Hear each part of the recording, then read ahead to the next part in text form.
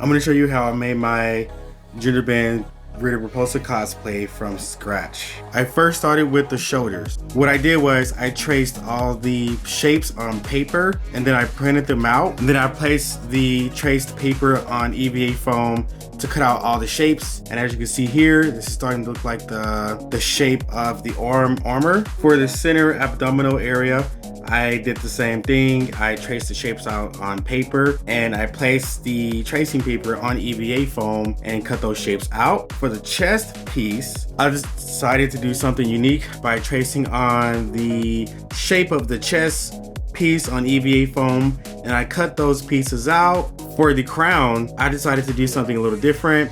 I had to use my reference photo to trace the shape of the crown to the way I believed it looked on her head. And then I cut the shape out from the EVA foam.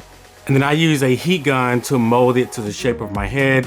As you can see here, it's starting to look more like the crown. Then I spray painted it gold. For the claws on the fingers, I noticed that they are gold. And what I decided to do is I decided to take craft foam and cut out little triangular shapes. I plastic did them, painted them gold, and I formed those shapes into like a claw for each finger. For the rope that Rita Repulsa uses, I decided to take an elastic green rope and spray painted it gold. The original color is green, but I decided to do something different. For the shoulder piece of the armor, I decided to use a hot air gun to form how it will fit on my shoulder.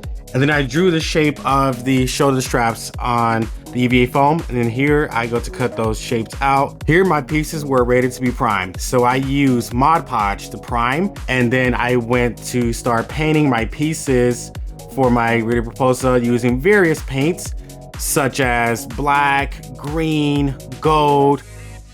I used hand paint and all that great stuff. And finally, the costume started to come together. And this is the final product.